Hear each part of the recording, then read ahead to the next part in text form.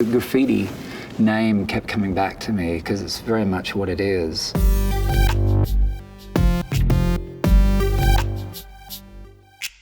It's very self-expressive. There's no parameters, no boundaries. I don't feel any sense of anything, just other than creating. And the you is just to personalize it. It's the first letter of my last name, but it's also you, the listener. Color, movement, individuality, text. Graffiti to me means something different than it may mean to you. I don't normally plan out my pieces too much. I like to go into it I can relate. blindly and just be free. You know? Yeah. It's the beauty of graffiti. It's freedom of expression. Yes. And there's no right or wrong to it. So it's whatever my interpretation is, that's what I'm trying to get out to my visual audience. Amen. So you started with the letters? Mm-hmm. Were you listening to the music when you did it? I was listening to the music, yeah. I start with the letters, and then I come in and drop some colors, lay down the background colors, and that's stage 2. Stage 3 would be the graphics. And the graphics are the meat and potatoes of the piece. It's, I call it dropping the science on the piece.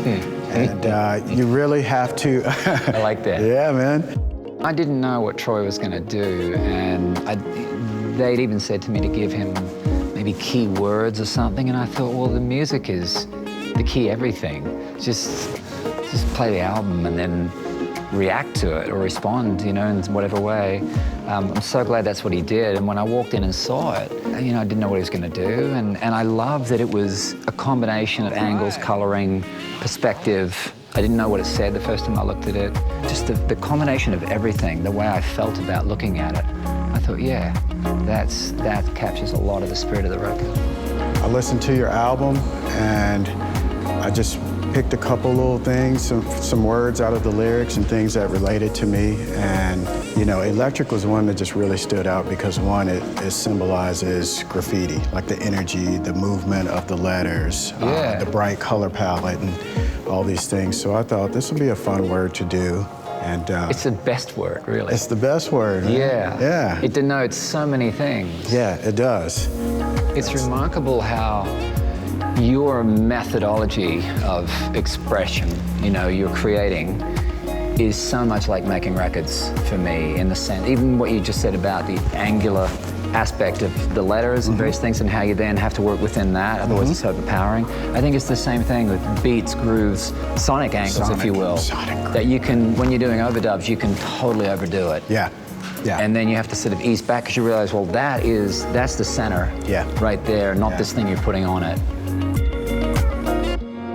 I start with drum beats and grooves, just the same way that Troy listened to the record and then paint from listening to it. A lot of the songs that I write, I'll find a good groove that I like, and then I'll just start playing bass or guitar or piano or something, or singing to it, and it's just reacting to that thing. So, and a story comes out of it, and the story that comes out of it will be something that I obviously wanted to say. I think what happens is, for me, my music tells the story first, and then I figure out what that story is. Is there anything on paper before it goes up on there, or is it all in here? It's all in here. Yeah, beautiful. Great work, man. Thank you.